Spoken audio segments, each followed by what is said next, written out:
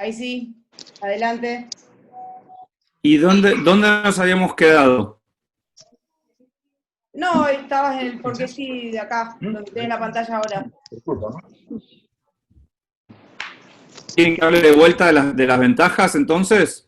Dale, dale, dale.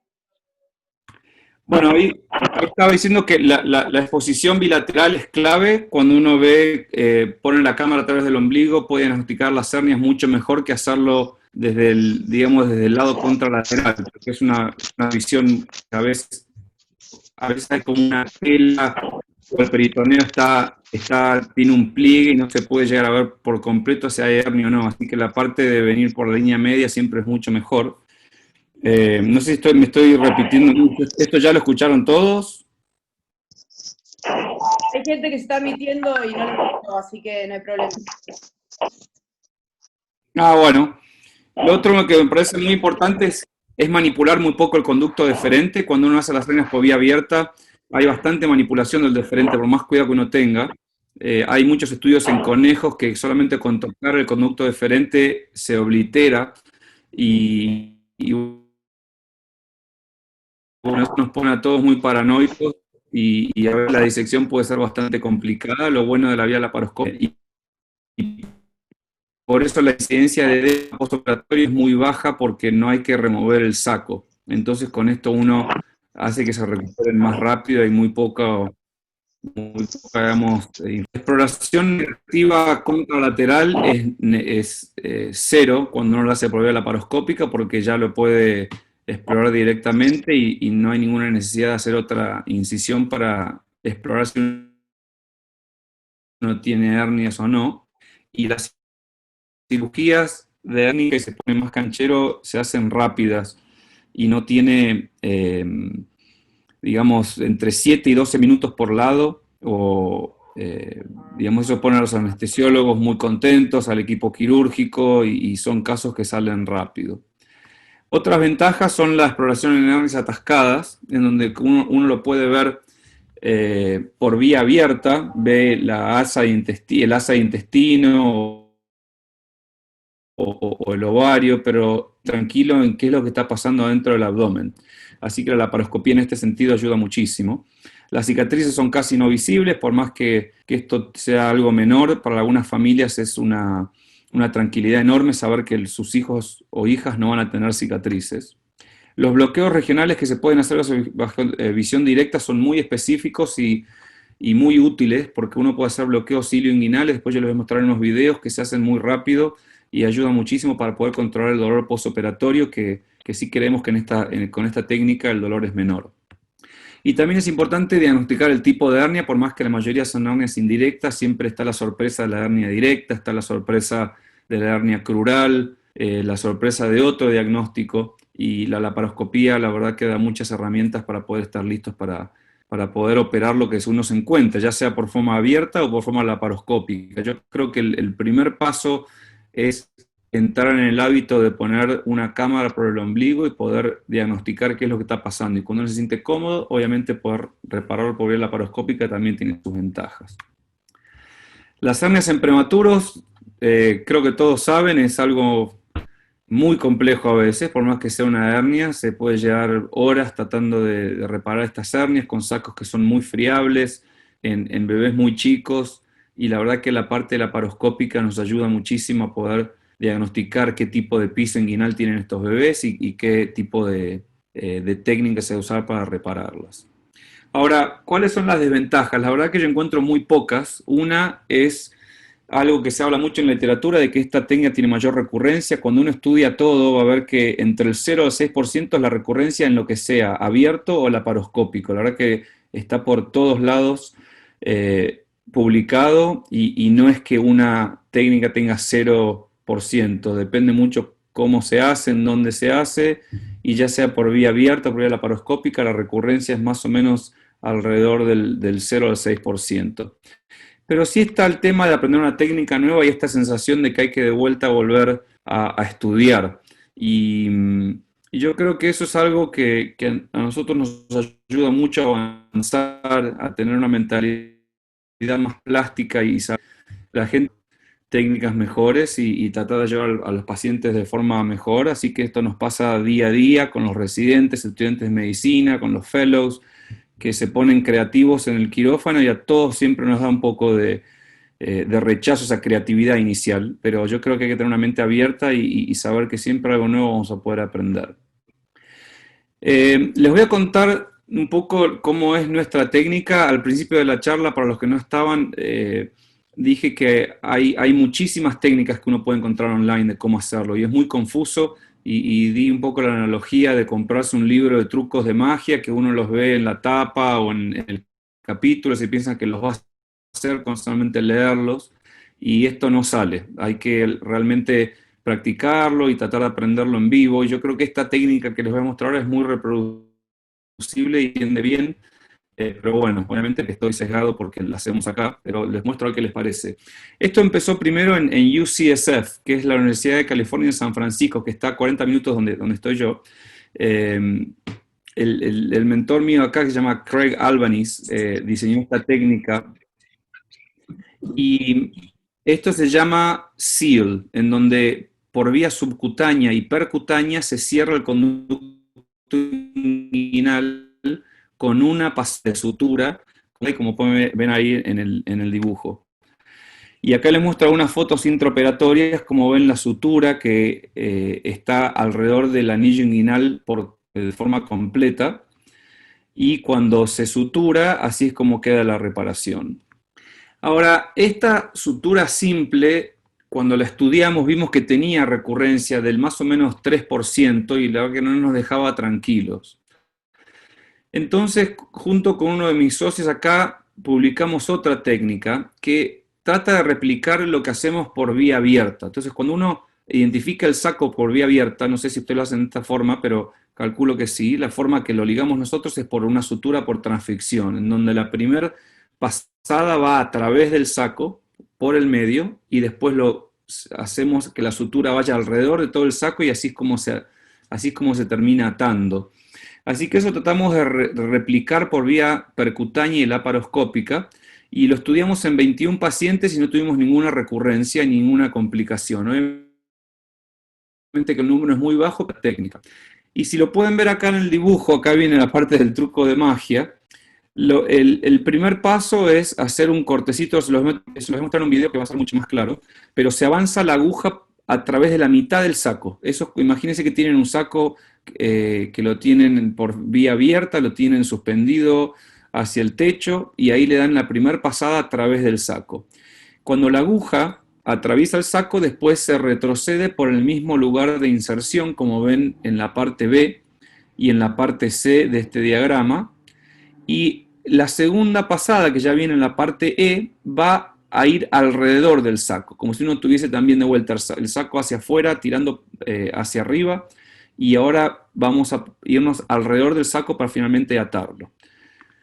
Y así como ven, la aguja de vuelta se vuelve a sacar a través de la incisión chiquita que se hace para meter la aguja, y después se ata el nudo.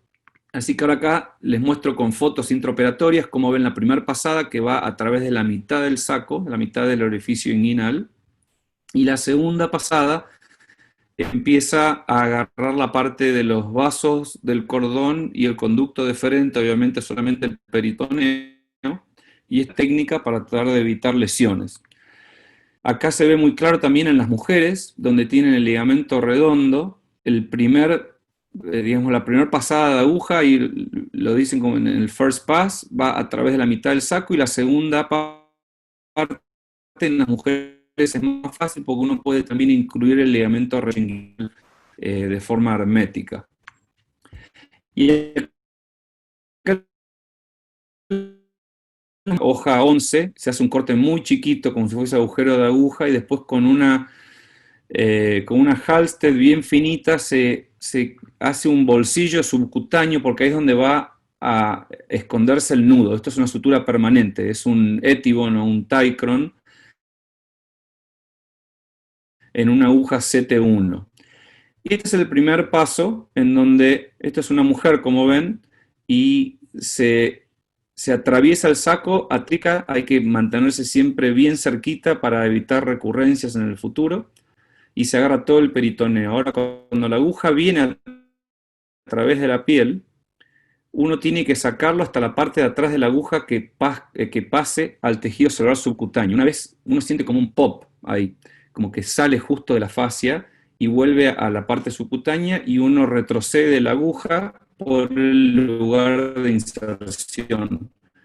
Y eso es como un truco, digamos, para que no se vea la cicatriz y todo quede atado. La pasada entra por el mismo lugar, pero en este caso, en vez de ir a través de la mitad del saco, se va a ir alrededor del anillo inguinal profundo. Siempre hay que mantenerse de forma superficial porque está la arteria ilíaca, la vena ilíaca, están los nervios. Entonces siempre hay que ver la aguja en todo momento para evitar el ligamento redondo y todo el peritoneo, y de vuelta se pone bien cerca de la arteria epigástrica y así es como sale el punto. Y ahora de vuelta se repite.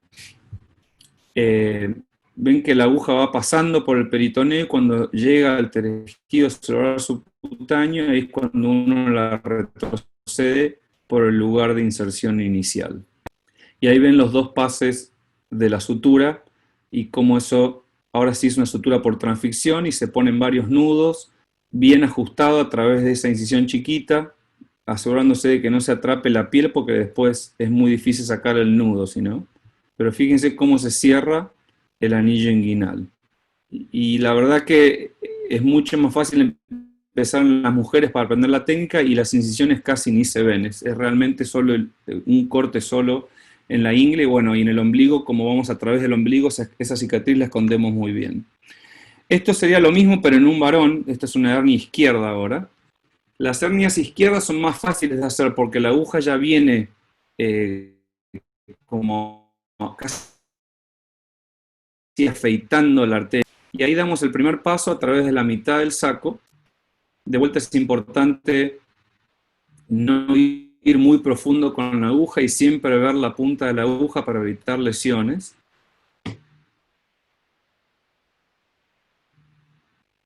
Ahí pasa la aguja entera con la sutura. No les muestro la parte de afuera para no hacerlo tan largo, pero es exactamente igual. Ahora con la parte de la aguja de atrás, hasta una vez que llegamos al tejido subcutáneo, se retrocede por el lugar de inserción y estamos listos para la segunda pasada. Y acá lo importante es identificar el conducto deferente. Ahora no sé si lo ven bien, justo abajo de la aguja ahora, y es importante mover la aguja como para adelante y para atrás para poder disecar ese plano y de a poquito ir avanzando y no lastimar el conducto deferente ni los vasos del cordón. Y una vez que sabemos que estamos arriba de todo eso, ahí es donde se termina la pasada. Y ahí siempre hay que chequear después, asegurarse de que la pasada no esté incluyendo ni el vaso del cordón ni el conducto deferente, y ahí es como se ata la sutura. Como ven, la verdad que los resultados siempre son muy buenos de lo que se ve por adentro y con el tiempo esto sana muy bien. Y la verdad que hemos tenido muy buenos resultados.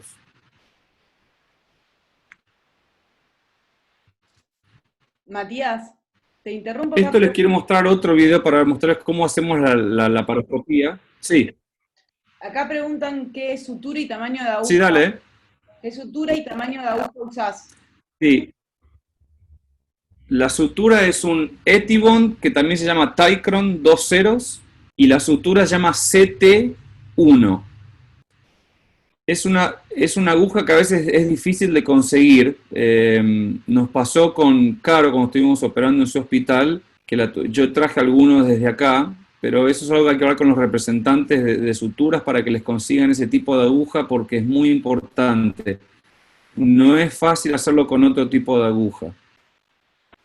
Acá ven que esta es una hernia grande en un chico más chico. Del otro lado no había hernia. Y ven cómo está el trócar a través del ombligo. Esa cicatriz después no se ve porque está justo a través del ombligo. Y esto les quería mostrar porque hay distintos peritoneos en estos pacientes. Algunos tienen peritoneo más engrosado que otros. Y cuando está muy finito el peritoneo, no vale la pena arriesgar lesionar el conducto deferente. Entonces, en ese caso, lo que hacemos es nos lo salteamos por milímetros nomás. Se saltea el conducto deferente para evitar que esté atrapado.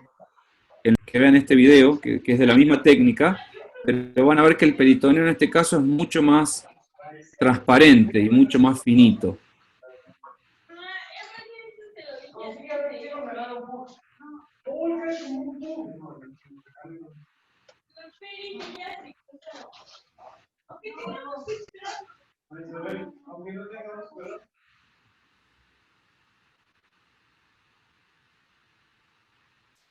Ahí se ve mejor el ángulo de cómo uno trae la aguja para el lado de la inserción inicial.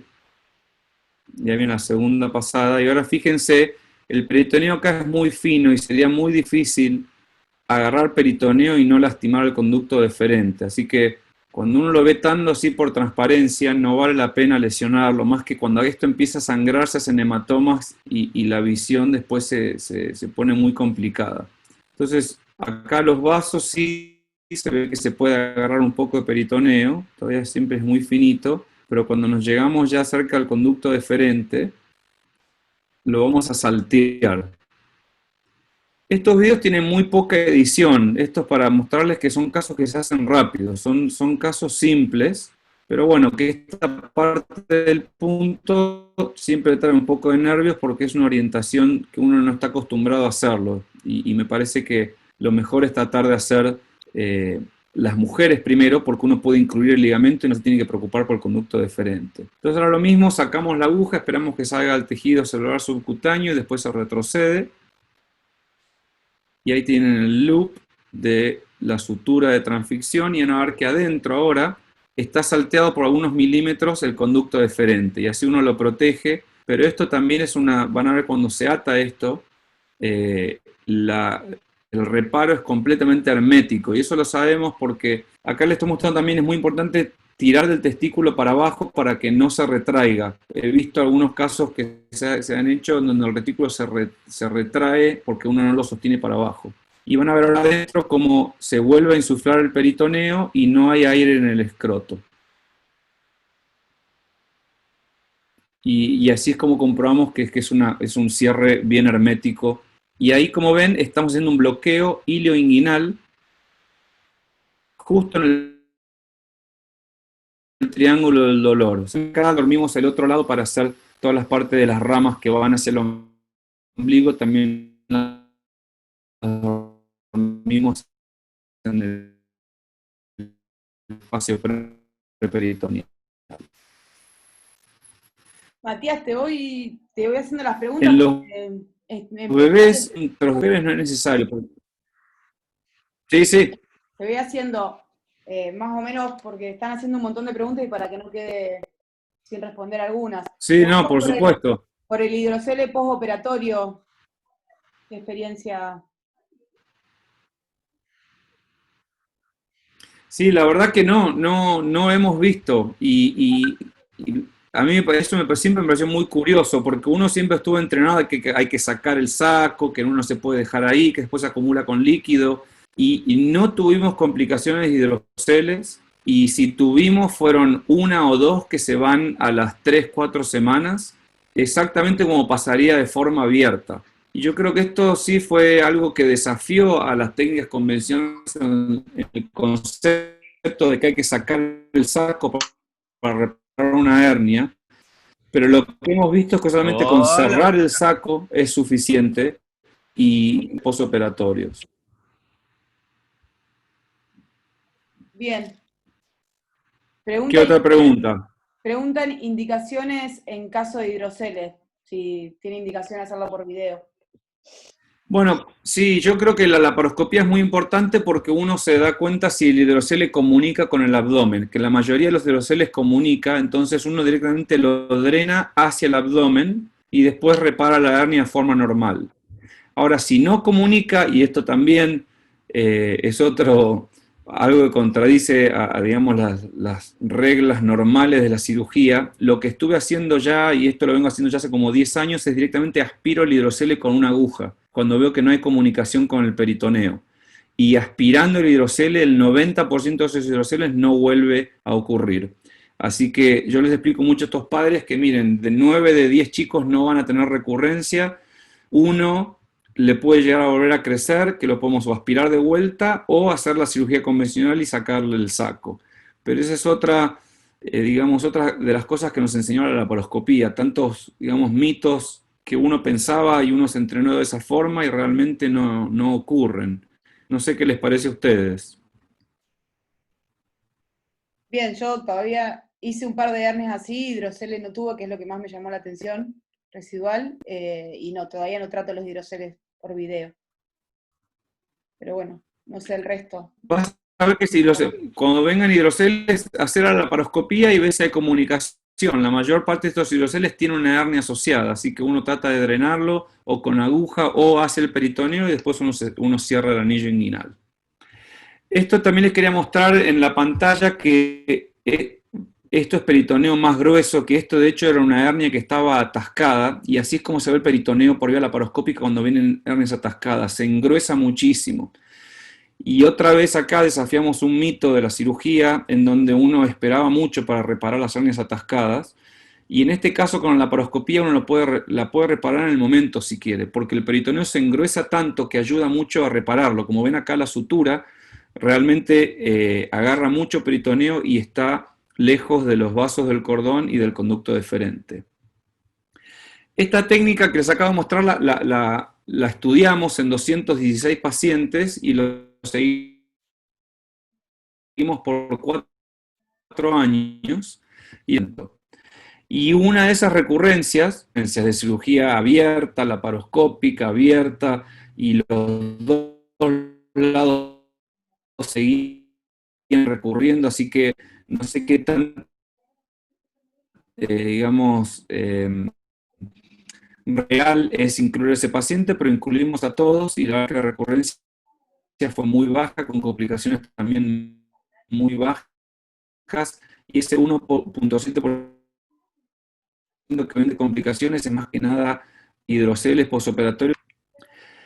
Esto es un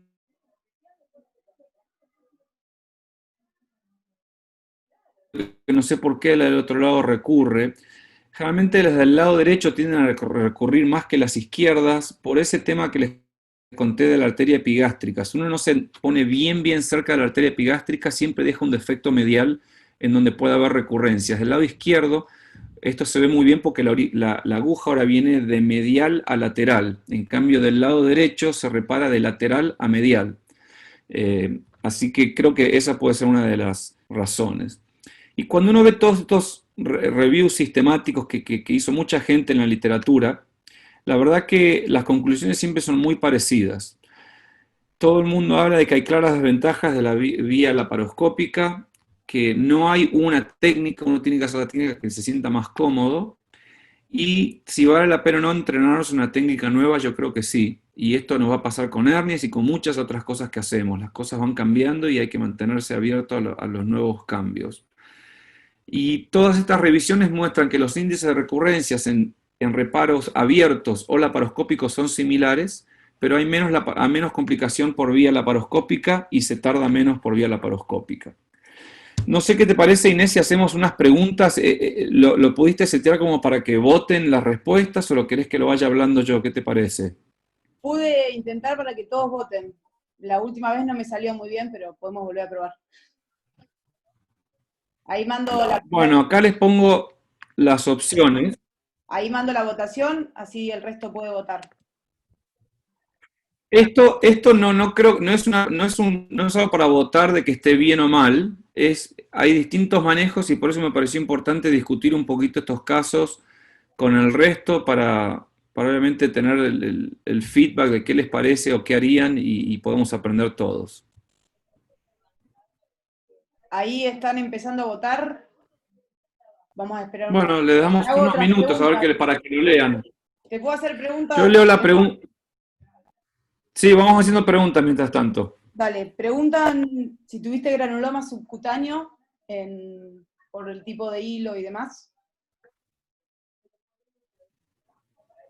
Sí, muy buena pregunta. Sí, yo creo que una vez al año vemos uno de estos pacientes que rechazan a la sutura y normalmente lo que va pasando es que se va rechazando en meses, no es en semanas. Empieza como a los 3, 4 meses, empieza a salir el nudo por la piel. Entonces, dos cosas con eso. Uno, es muy importante hacer el bolsillo subcutáneo lo más profundo posible para evitar esto. Si uno no se toma el tiempo de hacer esa voltura, va a terminar saliendo por la piel. Así que es importante esconderla bien. Lo otro que es importante es que si esto ya pasa a los 3, 4 meses, ya la hernia tendría que estar sana, así que lo que hacemos es removemos la sutura y no hemos visto recurrencias por eso. Pero yo les 10 veces que hubo que sacar una sutura que el paciente rechazó. Bien. Otra pregunta que hacen es atrofia testicular. Por suerte no. Bien. No hemos visto y, digamos, no lo medimos con modelos, pero en el consultorio cada vez que los veíamos sentíamos digamos, por palpación estaba todo bien, pero bueno, estos ya te digo, eran solamente 4 años de seguimiento. No sabemos qué pasa a los 10 o a los 20, pero la técnica la venimos haciendo hace más de hace bastante, 2009.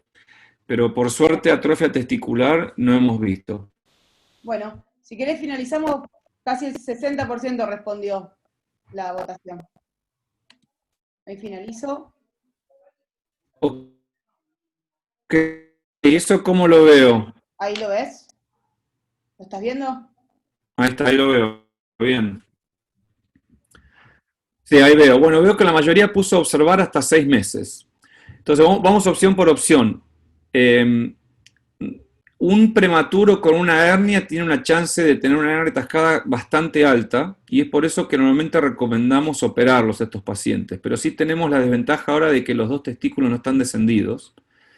Pero sí nos pone un poco nerviosos mandar a esta gente a la casa y que después lo vean con hernias atascadas. Así que normalmente en estos bebés decidimos reparar la hernia.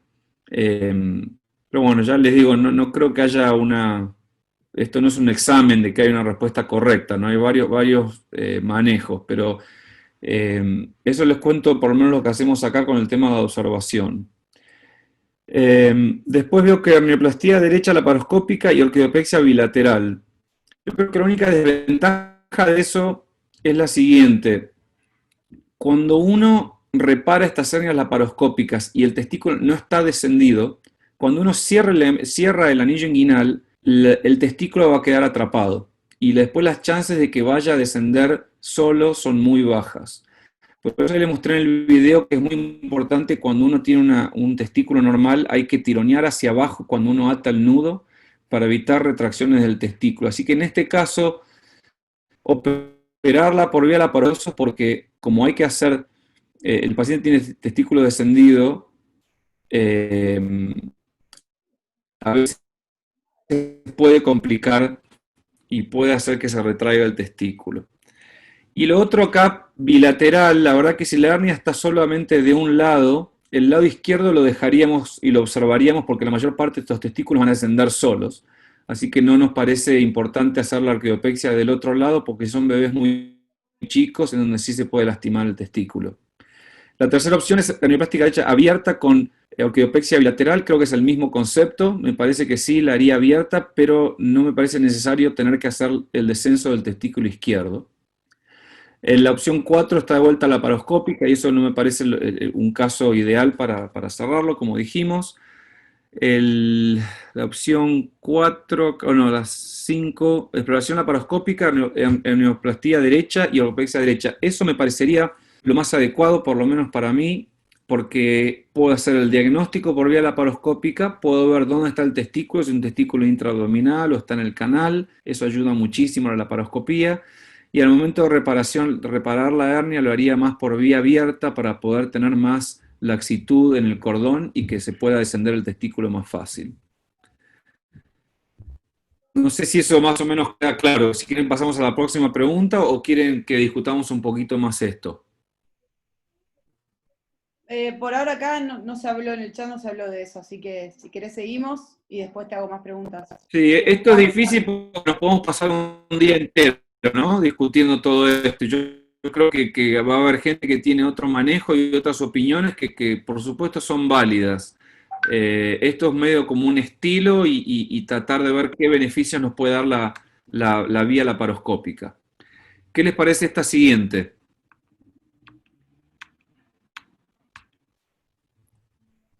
Ahí ya envío para que hagan la votación. Y te sigo haciendo preguntas, así dejamos pasar el tiempo. Sí, sí, cómo no. Preguntan si esta técnica es recomendable en neonatos. Sí, por supuesto. Yo creo que es mucho más fácil hacerla de esta forma que hacerlo abierta en un neonato. Bien. Y preguntan hasta qué edad es recomendable la técnica. Muy buena esa pregunta. Lo estaba hablando para el final para mostrarles un video. Es importante que uno, a medida que va creciendo, ya esta aguja le puede quedar chica a varios pacientes, pero no solo eso, sino que esta jareta que uno hace de forma percutánea en pacientes más grandes genera muchísima tensión y uno agarra no solamente el saco, pero muchísimo del tejido que está alrededor, que incluye músculos, celular subcutáneo y fascia, y es una cerrada en bloque que no me deja muy cómodo, muy tranquilo al final del día. Así que cuando ya los chicos empiezan a tener 9, 10 años o son un poco más gorditos, esta esta técnica no me parece que sea ideal. Y ahí uno sí lo haría o abierta o con una jareta laparoscópica que tengo un video para mostrarles al final. Bien. Acá pregunta también si tenés algún protocolo de seguimiento ecográfico testicular para pacientes en el postoperatorio de cirugía. No, la verdad que no, porque no hemos visto problemas con atrofia testicular y solamente los seguimos en consultorio, yo los veo al mes. En muchos casos se hacen seguimientos por teléfono en pacientes que viven lejos. Y en el estudio los seguíamos mucho más seguido. Ahora que ya no estamos haciendo el estudio, ya después del mes solamente les decimos que nos vuelvan a hablar si hay algún problema. Bien. Perfecto. Bueno, ya votaron 176, el 70%, así que finalizo y ahí comparto los resultados. Ahí los tenés a los resultados. Así que este es un paciente de 6 meses masculino con una hernia inguinal derecha atascada, con síntomas de obstrucción intestinal que se reduce en la guardia. Entonces, la mayoría haría una hernioplastia LAP en la misma internación. Hernioplastia abierta en la misma internación. Observación después de 48 horas. Y muy pocos esperarían mucho tiempo. Sí, la verdad que estoy de acuerdo con la mayoría. Si uno está cómodo con la técnica laparoscópica, es ideal, porque uno puede hacer diagnóstico primero de cómo está el intestino y qué fue lo que estuvo atascado. Y una vez que uno está cómodo con eso, si sigue por vía laparoscópica, se repara la hernia y los tejidos, por más que estén un poco inflamados, son tejidos que se ven gruesos y, digamos, favorables para el reparo. Así que yo también lo haría en la misma internación. Después de 48 horas no hay ningún problema en hacerlo si el paciente está bien, pero si uno tiene la facilidad de que ya el paciente está en el hospital y tiene tiempo en quirófano, no me parecería nada mal tener que hacerlo en ese momento. Así que la verdad que ahí estamos bastante de acuerdo, parece. Bueno, continuamos con la última. La última.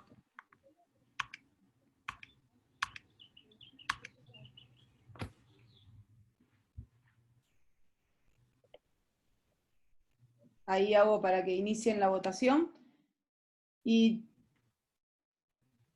Matías, nada, siguen preguntando mucho por la aguja. Acá en Argentina Sí. se consigue el Letibon CT. Nosotros estamos haciendo una con SH y la verdad que sí, que nos queda mucho más corta. Pero bueno, no sé si tenés otra alternativa o algo. Sí, las últimas preguntas. El problema de la aguja SH no es tan corta, pero es muy suave y se dobla muy fácil. Es muy débil esa aguja. Y la verdad que yo en algunos prematuros bien chiquitos de 1,5 kg uso la SH porque no se necesita más que eso. Pero en cualquier paciente más de 2 kilos o 2,5 kilos ya necesitamos la CT1. Yo creo que valdría la pena hablar con los importadores y los representantes médicos, a ver si se puede conseguir esa aguja o alguna aguja similar.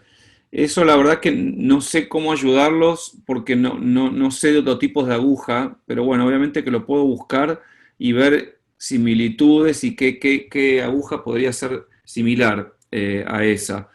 Pero bueno, teniendo como referencia la CT1 y el Tycron, buscar lo más parecido a eso. Perfecto. Pregunta acá también, las recibidas generalmente dicen Inés, ¿puedo hacer un aporte? Inés. Sí, perdón, Horacio. No, hola Matías. ¿Qué tal, Horacio? ¿Cómo andás? Todo bien, por suerte. Te quería hacer un aporte porque nosotros estuvimos buscando mucho esto de la aguja. Acá hay otras marcas de sutura que son Tagum y Covidian. La aguja CT es una aguja curva redonda de medio círculo de 36 milímetros y la CT de 40 milímetros. Así que habría que buscar en los catálogos a ver si hay alguna cosa parecida y el poliéster trenzado, que es el Etigon. Así que hay en Argentina disponibilidad. Buenísimo. Bien. ¿Y me Bueno, preguntaban de la recidiva en hombres o mujeres? que ocurre en el masculino con anillo herniario de más de 2 centímetros. Te preguntan si operarías hernias con anillos grandes. Sí, yo no tuve ningún problema con eso siempre y cuando estén en la edad adecuada, ¿no? Si hay un chico de 10 años con anillo grande, no lo voy a operar por vía laparoscópica, pero en los bebés nunca fue lo suficientemente grande como para que no cierre. Así que yo creo que eso no es un problema y de hecho me parece una mejor, digamos, mejor abordaje para estos pacientes porque esos anillos grandes, cuando uno los opera por vía abierta, y sí tiene que darle también mucha atención al piso inguinal para repararlos. Así que el anillo va a ser grande por vía laparoscópica o por vía abierta. Lo importante es que uno incluya todo el tejido alrededor del anillo. Bien, y última pregunta que acá hacen, si pones sonda vesical para las hernias. No, hacemos la maniobra de Credé en todos los bebés. No sé si ahí también la usan, en donde solamente con palpación manual de la vejiga empujamos bien hasta el fondo y así se drena la vejiga en el hombre y en la mujer. Así que no hace falta. Pero sí es importante, eso qué bueno que lo dijeron, porque si uno opera estas hernias y no tiene la vejiga vacía, es muy difícil porque no se ve bien la arteria epigástrica. Entonces hay que, antes de empezar la cirugía, y esto es... siempre hay que limpiar el ombligo hasta el fondo, porque es una zona que siempre está sucia, y hay que vaciar la vejiga y pasarse unos buenos minutos haciendo eso hasta que quede bien descomprimida. Perfecto. Bueno, vamos a ir a la votación. Votaron el 72%. Ahí comparto los resultados. Bueno, esta es una chica de 6 meses con una hernia inguinal atascada, pero que no tiene síntomas de obstrucción intestinal y es la 1 de la mañana. A ver quiénes son los valientes acá. Entonces, hernioplastia abierta urgente, hernioplastia laparoscópica urgente, hernioplastia laparoscópica al día siguiente, abierta al día siguiente o laparoscopía y hernioplastia al día siguiente. Bueno, cuando a mí se me presentan estas bebitas sin síntomas de obstrucción intestinal, generalmente lo que está atascado es el ovario. No sé si ustedes tienen la misma experiencia. Y el problema del ovario atascado no es tan grave como el intestino atascado. Hay algunos reportes de ovarios que se tuercen en el canal inguinal y tienen torsión y problemas de isquemia, pero la mayor parte son ovarios que están solamente atascados en el canal y que no pasa nada, pero obviamente no me pasaría una semana esperando, pero sí es algo que haríamos a la mañana siguiente. No hay nada mal en hacerlo obviamente a la noche y por eso que me pareció una buena pregunta para debatir un poco, a ver qué les parecería a ustedes, pero en este caso la laparoscopía ayuda muchísimo para ver qué es lo que está atascado y ayuda también a a ver la condición del ovario cuando uno lo reduce. Y no solo eso, lo que es importante, cuando el ovario está atascado, generalmente tiene un ligamento redondo corto, y cuando uno hace la reparación, el ovario queda muy cerca del anillo inguinal profundo. Y yo creo que por la laparoscopía uno puede agarrar el ligamento redondo y tironearlo hacia adentro, hacia el abdomen, para que uno, de vuelta, digamos, esto se homologa con el tema del testículo, para poder tenerlos bien lejos de la parte donde se cierra el anillo para que no haya problemas en el futuro. Así que bueno, acá creo que estamos de acuerdo, hay que repararlo lo antes posible. A la mañana siguiente no me parecería que estaría nada mal. Si uno puede confirmar que es el ovario, se usan muchas ecografías para esto, y no sé si es algo que uno tiene que salir saltando de la cama para ir a operar. Pero bueno, me pareció otro tema bueno para poder discutir y para ver los beneficios de la vía laparoscópica. Bueno. Bueno, ahora Inés, si te parece, les voy a mostrar unos casos sorpresa, digamos, cuando uno entra y se piensa que tiene hernias inguinales indirectas. En este caso, como ven, es una hernia directa, que está por arriba del anillo del ligamento inguinal. Y en este caso, de vuelta, uno tendería a remover el saco y operar la hernia. Como está en el triángulo de Hasselbalch, en la parte directa, y hay mucho tejido de tendón conjunto y ligamento umbilical, acá decidimos directamente hacer una reparación por vía laparoscópica con una sutura en X, digamos. Entonces se agarra mucho de la parte ahí, como ven, que eso ya está casi del tendón conjunto. La hernia es muy chica en este sentido. Y estas hernias, que si uno ve por vía abierta, no son muy fáciles de diagnosticar, porque uno siempre está metido en separar el conducto deferente y los vasos del cordón, y el piso inguinal no es muy fácil de evaluar en estos bebitos. Así que en este caso hicimos una sutura en X, y la verdad que los resultados fueron muy buenos, y bueno, son casos que se van a la casa el mismo día, pero eso también pasa con las hernias abiertas. Yo creo que la facilidad de diagnóstico y la facilidad para repararla les da muchas ventajas a estos pacientes. Mati, preguntan, ¿qué hace si encuentra un conducto peritoneo vaginal permeable del otro lado? Asintomático. Sí, eso con la cámara me meto lo más profundo que pueda a ver qué tanto se comunica con el escroto. Si es un agujero, si es una conexión muy chiquita en donde solamente la punta de la pinza entra, no lo reparamos. Pero si podemos meter la Maryland entera, eso se da un punto simple. No podemos hacer la transficción porque no hay tanto lugar, así que ahí hacemos la técnica vieja en donde solo damos una vuelta, como si fuese una jareta, y nada más. Pero sí, eso es digamos, también mucho estilo del cirujano que le gusta hacer. Nosotros normalmente, si es muy chiquito, lo dejamos así. De hecho, lo vemos mucho en los pilóricos, porque a veces siempre nos tentamos y nos ponemos a espiar en la ingle qué está pasando, y vemos mucho estos conductos. Así que los que realmente me parece importante tener la laparoscopía, porque si uno ve que con aire uno puede insuflar el escroto, y bueno, eso ya es casi una hernia, en vez de ya solamente un proceso patente. Así que ahí sí lo reparamos. Así que eso fue una hernia directa sin edición. Es realmente 5 minutos de cirugía. Acá les muestro ahora un caso que compartimos con Inés también, que ella tuvo un caso. Se ve muy parecido a una hernia directa, pero en este caso está por abajo del ligamento inguinal.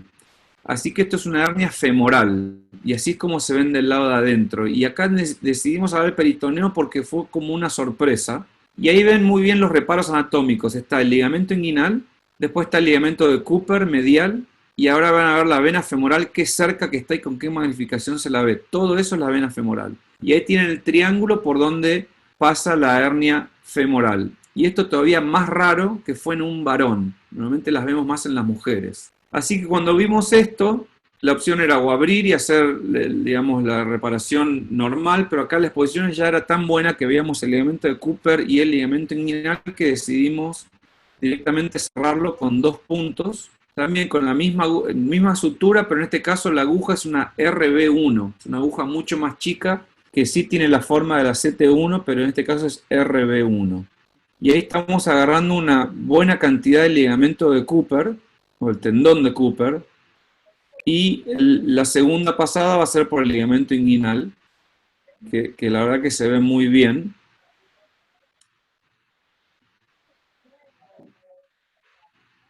Tratando de estar por adentro del peritoneo, porque en este caso no se puede nada más dar la sutura, digamos, así a ciegas como la reparamos en la hernia directa, donde uno sabe que está lejos de la vena. Acá hay que verlo todo bajo visión directa. Lo que hicimos con esta sutura es la sacamos por uno de los trócares para evitar tensión y para poder tener mejor exposición para el segundo punto. Y ahí ven lo lejos que está de la hernia inguinal normal, ¿no? Y el segundo punto es igual, pero más medial, de vuelta agarrando todo lo que se pueda del tendón de Cooper. Fíjense que son puntos profundos y fuertes. Como que yo me acuerdo de la sensación, no sé si lo pueden ver en el video, pero uno puede tironear fuerte de esto. Estos son digamos, tejidos fuertes y así es como uno tiene un poco de tensión acá, también lo puede atar y no se desgarra nada. Che, Matías, acá preguntan, mientras estamos viendo el video, Sí. en hernias recidivadas, si haces la misma técnica, y si tenés una hernia abierta recidivada, si la haces por video con la misma técnica. Yo lo que hago es voy opuesto. Si se recidivó la vía laparoscópica, va por vía abierta. Si se recidió por vía abierta, voy por vía laparoscópica, porque eso los mantiene siempre en planos más vírgenes para poder repararla la segunda vez. Bien. Preguntan si pones malla en una reparación. No, sería muy raro ya en un adolescente, sí, pero en bebés o en chicos menos de 12, 13 años, no. Y una pregunta más, ¿qué opinás de la electrofiguración del saco? Sí, a mí siempre me preocupó. Uno de mis socios acá lo hace todo el tiempo.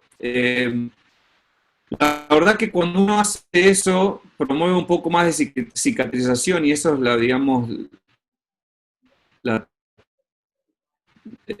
teoría que... yo creo que ya con la pasada de aguja ya se genera mucha cicatriz y ese calor que uno pone en el anillo inguinal se transmite mucho. Y nada, yo solamente por paranoia de lastimar el punto de frente no lo hago y tampoco es que lo necesité hacer porque la recidiva ha sido muy, muy baja. Así que quizás que si la recidiva fuese más alta, y bueno, uno busca otras cosas para ver de cómo poder hacer, pero no lo estuve haciendo. Como concepto, como idea, me parece que tiene sentido, pero también no me parece necesario y a veces menos es más. Pero eso es solo mi opinión, ¿eh? No me parece que sea algo que esté mal ni nada, pero a mí siempre da la sensación de que uno puede lastimar el conducto deferente. Y acá está cerrándose el peritoneo solamente para proteger, digamos, la reparación. Y obviamente este chico, además del otro lado, tenía una hernia normal, ahora que la muestro en el video, sí, del otro lado tenía una hernia indirecta derecha que se reparó de la forma que les estuve mostrando. Y ya no los quiero aburrir más, les muestro uno más. Esto es un chico ya más grande, tenía 12 años, y como ven los instrumentos son de 5 milímetros ahora, no son de 3. Y cuando vi la hernia la diagnosticamos y dijimos, bueno, lo hacemos abierto o laparoscópico, y en este caso si uno usa la aguja percutánea, ahí es donde les contaba que uno agarra demasiado tejido y hay mucha tensión en la rafia. Así que en este caso hicimos una jareta como uno cerraría el saco también a veces por vía abierta, hay gente que lo hace con jareta, pero el nivel de magnificación es muy bueno y siguiendo el concepto de que no nos parece necesario tener que remover el saco, dijimos cerremos el anillo inguinal. Obviamente esto siempre está discutido con los padres, ¿no? Y les doy ventajas y desventajas. La verdad que me parecen cirugías mucho más simples y a medida que son más grandes estos pacientes, más dolor postoperatorio tienen con digamos, los reparos abiertos y después está todo el tema del dolor crónico, si uno lastima el nervio. Acá digamos, la exposición es tan buena que es muy difícil tener una una lesión o arterial, venosa o nerviosa. Así que me parece que le da muchas ventajas y así es como se va haciendo la jareta alrededor del anillo, agarrando la mayor cantidad de tejido posible. Y la verdad que este chico anduvo muy bien también. ¿Cuántos años tenía ese paciente? 12. Y era gordito además, o sea, también hubiese sido por abierto, hubiese sido no estoy diciendo esto no es, digamos, ciencia de astronautas, ¿no? Es una hernia, al fin y al cabo no la puede hacer abierta, no hay ningún problema, pero bueno, son cosas chiquitas y detalles que me parece que favorecen mucho a cómo se recuperan estos chicos y además la facilidad de con uno cuando ya bastante complicada la cirugía es. Entonces, si la puedo hacer más fácil, esa es realmente mi actitud. Trato de hacerlo lo más fácil posible y que nos dé los mejores resultados. Matías, preguntan, siguen con el tema de la malla. En caso de malla, si lo pones por vía TEP o TAP, si usas alguna de esas. No, si hay que poner malla, lo hago por vía abierta, tipo Liechtenstein. Y eso se estudió mucho ya en cirugía de adultos. Y hoy por hoy la recomendación es en hernias unilaterales. El mejor resultado es una técnica de Liechtenstein abierta con malla de prolene, pero si es bilateral, ahí sí se recomienda la vía laparoscópica, ya sea TAP o TEP. Acá se hace mucho TEP, todo por vía extraperitoneal. Así que si es unilateral, solamente por vía abierta con malla. Si es bilateral, se hace TEP, pero nosotros no hacemos muchas de esas TEP. Yo ahí ya lo mandaría a mis colegas de adultos, porque ellos hacen cientos de estas hernias por año. Nosotros va a ser una o dos que hagamos por año y la verdad que no tiene ningún sentido que nos pongamos a inventar reparos en estos chicos. Y solamente usaría malla en un adolescente, que ya están grandes, así que los pueden operar los adultos si quieren. Bien. Preguntan también si tenés experiencia en la técnica de Burnia. Si la a ver si espero que entienda lo que yo creo que es la técnica de Burnia. Eso es invaginar en mujeres el saco hacia adentro, hacia el abdomen y hacer una sutura en la base. Yo creo que no tiene nada mal, pero bueno, solamente se puede hacer en mujeres, no se puede hacer en hombres. Pero a ver, no sé si me explico bien o se están pensando en algo distinto. No, se entendió, se entendió. Ahora que dejé de compartir la pantalla puedo ver las preguntas, a ver. Sí, igual ahí estamos con varias arriba ya las hice, algunas se me puede haber pasado. Pregunta Andrea Hernández, ¿cómo hacemos con el cordón espermático al cerrar la jareta? ¿Cómo? Dice, ¿cómo hacemos con el cordón espermático al cerrar la jareta? ¿Qué pasa, digamos? Perdí un poquito, ¿cómo decís? Andrea Fernández pregunta, ¿cómo hacemos con el cordón espermático al cerrar la jareta? ¿Qué pasa?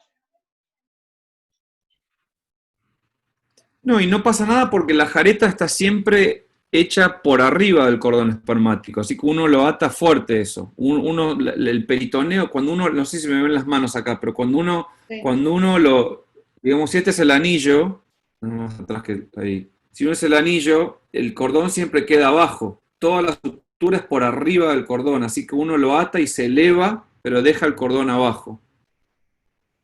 Bien, se entiende.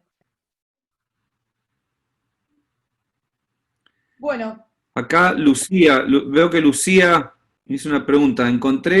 Lucía Toselli, encontré en pacientes adolescentes, a veces el tejido solar subcutáneo es tan grueso que no se llega a dar vuelta con la aguja. Ah, bueno, y ahí Lucía, sí, ahí cuando ya lo ves que va a ser tan grande, me parece, si lo querés hacer por vía abierta, hazlo por vía abierta, pero si lo haces por vía laparoscópica, me parece más efectivo hacer el último video que les mostré, en donde haces la jareta por adentro.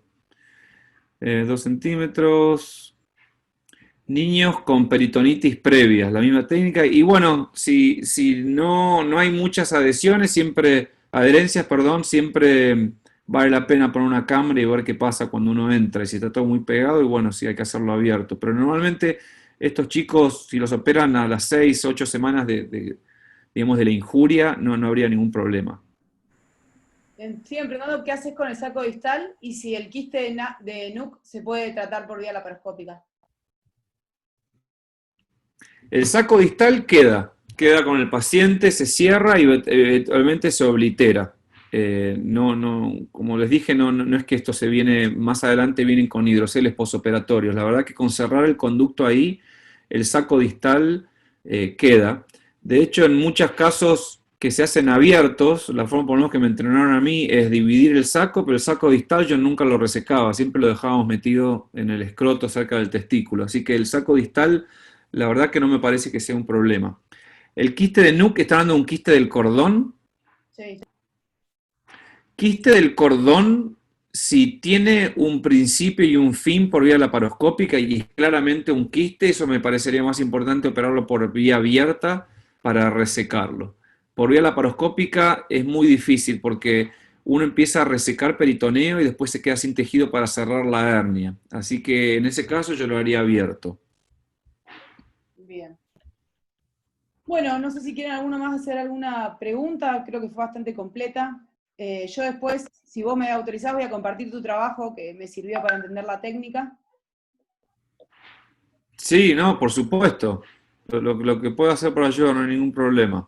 Así que ahora en el chat lo comparto y no sé si alguno quiere hacer alguna pregunta más. Acá había una pregunta que me parece muy interesante. En pacientes con diálisis peritoneal o que tienen shunts, no recomendaría hacerla por vía laparoscópica, porque estos pacientes van a estar bañados constantemente en líquido y esa cicatriz que uno quiere formar por vía laparoscópica no se forma. De hecho, yo vi un par de recurrencias en estos pacientes y tenemos como conducta acá pacientes con shunts o diálisis peritoneal de operarlos por vía abierta.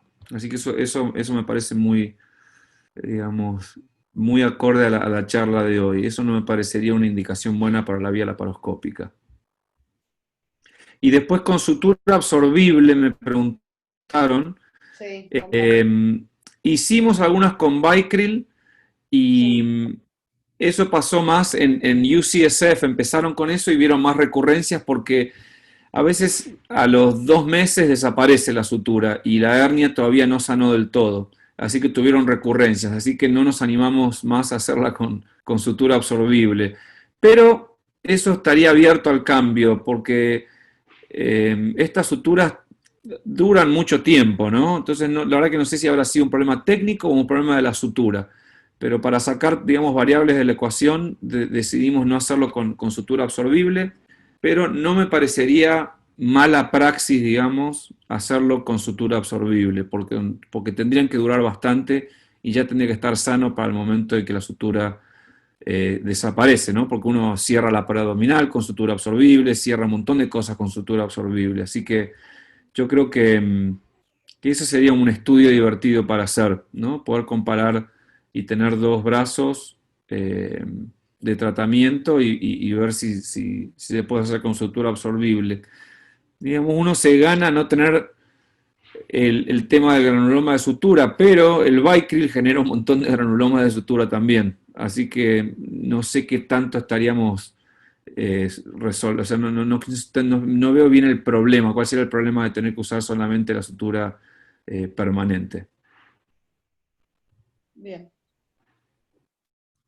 Acá Bueno, me dicen que el burnia es fulguración más del saco en niña. Sí, sí, quemarlo o atarlo. La verdad que el burnia en las mujeres me parece un buen abordaje. El video lo encontraron en un instante en nuestro canal de no, YouTube. La cámara que usás es de 30. eso que lo vamos a subir para avisarles a todos. Ah, buenísimo. Sí, la cámara es de 30 grados. Es una cámara de 4 milímetros de 30 grados. Bien, acá Andrea pregunta cuál es la ventaja de la cirugía, y con esto me parece que cerramos, cuál es la ventaja de la cirugía laparoscópica para hernias en niñas frente a las abiertas. Y bueno, de vuelta a lo mismo. La exposición bilateral número 1 para ver que no haya hernia del otro lado. La facilidad con la que se hace, el tiempo quirúrgico, la facilidad de hacer bloqueos locales. Estas chicas tienen realmente ninguna cicatriz. No se le ve la cicatriz, ya sé que se esconde bien cuando no se abierta, pero bueno, si los padres les preocupa un poco las cicatrices, también tiene ventaja, y yo creo que tiene la ventaja principal de que si uno realmente está interesado en hacer esta técnica, con las mujeres es ideal empezar porque son más simples. Así que me parece, de hecho, a los residentes acá solamente les dejamos hacer mujeres los primeros 2, 3 meses, y después ya empiezan a hacer varones. Bueno. No porque no nos importen las mujeres, quiero aclarar, ¿no? Solamente porque es más fácil. Le ponemos el pañuelo, si no. Bueno, listo, Matías, la verdad que te queríamos agradecer. Muchas gracias por la charla. Creo que fue bastante concreta y para animarnos a empezar a hacer las hernias por video. Muchas gracias a todos. Y bueno, no sé si Matías querés decir algo más. No, muchísimas gracias por la invitación. La verdad que un placer poder hacer esto con Argentina. La verdad que siempre lo extraño tanto, y ahora que no se puede viajar me parece una muy buena alternativa. Así que ojalá podamos hacer más. Cómo no, te vamos a volver a invitar. Y bueno, y al resto de la audiencia los esperamos el próximo miércoles a la misma hora, a las 6. Saludos. Doctor, disculpe la pregunta. ¿Sí? A este tiempo, ¿cuántas hernias ha hecho laparoscópica? Solo por una curiosidad. Y en los últimos 11 años, y hacemos más o menos, yo haré unas 150 al año, y ya hace 10 Más de años. 1000, entonces. Sí. Lo felicito, doctor. Bueno, O sea que ya es rutinario. muchísimas gracias. Sí, pero bueno, con hernias, ¿no? Después en cirugía pediátrica, tener volumen en cualquier otra cosa es muy difícil. Sí, pues. Lo felicito, doctor. Muy amable. Muchas gracias. Lo felicito, doctor. Muy amable en su respuesta. Bueno, bárbaro. Ya nos vemos entonces. Muchísimas gracias por la invitación, Inés. Gracias, Matías. Saludos grandes. Nos hablamos. Bárbaro, chao, chao.